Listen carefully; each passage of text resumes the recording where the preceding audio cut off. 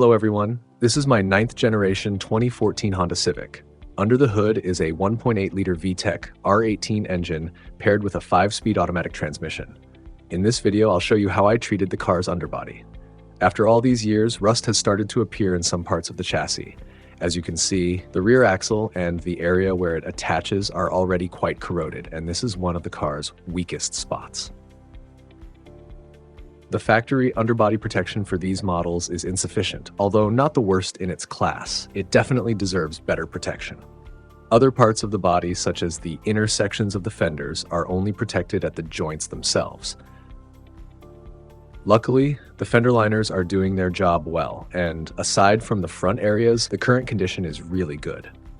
The lower part of the fenders is a weak spot for many models across different brands, so it's recommended to clean them at least once a year. These areas don't drain dirt and water well, leading to a gradual buildup of grime. Over time, this dirt acts like a sponge, retaining moisture and accelerating corrosion. The axle itself is made of thick, durable steel, so the critical areas are where the axles and other chassis components are mounted. Both the left and right sides of the rear section are almost identical. This model has a substantial part of the underbody covered, which helps protect the paintwork. But don't forget about moisture and salt, which can easily get under the cover and cause rust. The same goes for the front fenders, especially where they end at the lower sill. This area is also critical, and as you can see, a significant amount of dirt has accumulated here. This is a common problem across various models and brands, so I recommend cleaning these areas at least once a year. Dirt in this area gradually clogs the drain holes where water escapes. When these channels get blocked, excess moisture is retained, which again promotes rust. I definitely recommend treating these areas with cavity wax or another form of underbody protection. After removing the fender liners, covers, and other parts of the underbody protection, as well as some heat shields around the exhaust, I continued by covering the entire car with foil. I also wrapped the brakes, calipers, rear shock absorbers, and the exhaust in the film. I sanded the rusty areas, especially around the rear axle, and thoroughly degreased and cleaned the entire underbody.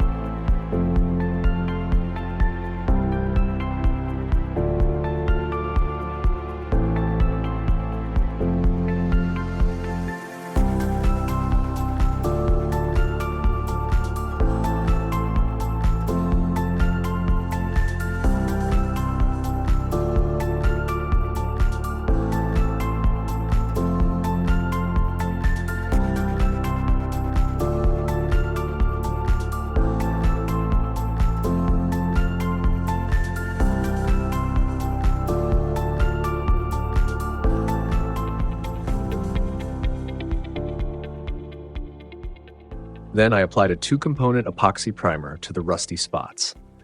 Once dry, I applied 2 layers of black top coat.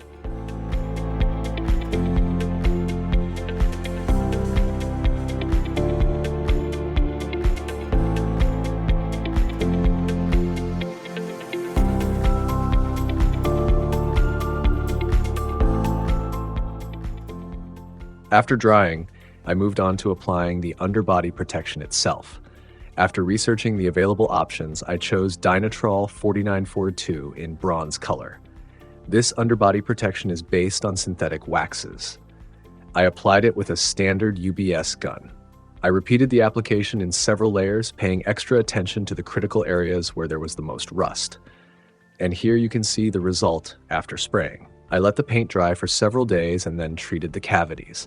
The underbody has many small openings, and I recommend applying a new layer of wax before every winter to unprotected areas where water and salt can easily get in.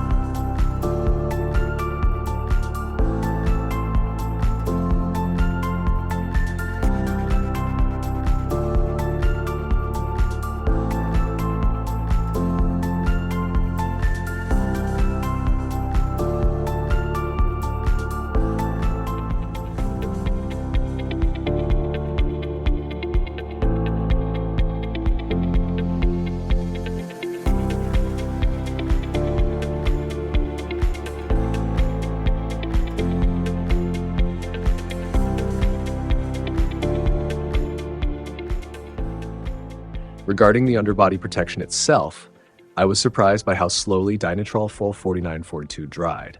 After application, it remained sticky even after several weeks of use. Initially, I was worried this would be a problem since I had to drive the car, but I haven't noticed any damage, even after exposure to water. The only drawback is that small pebbles and dirt from the wheels stick to it, which is more of an aesthetic matter, but it's important to keep in mind that the coating needs sufficient time to dry.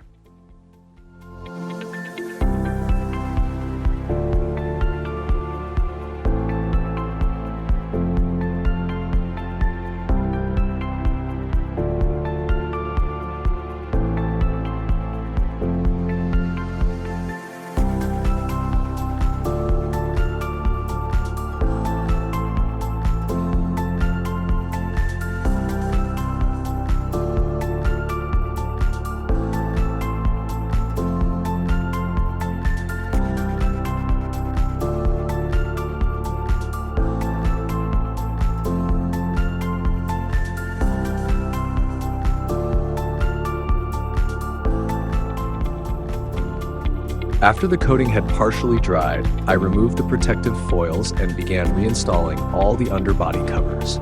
Here you can see the final state after all the body parts were reassembled.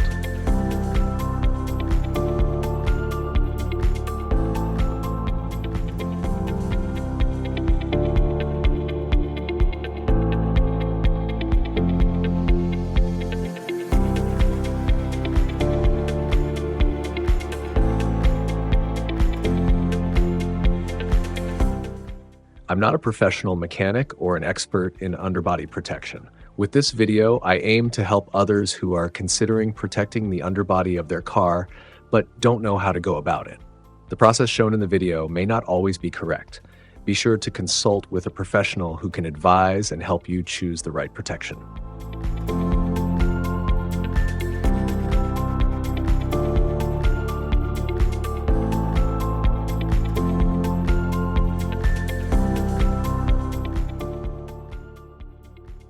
After some time, I'll upload another video about the Dinitrol 4942 coating and show you the condition of the underbody. Based on real-life experience, I'll evaluate and discuss more about this protective product. Thank you for watching the video all the way through. If you liked the video, give it a thumbs up.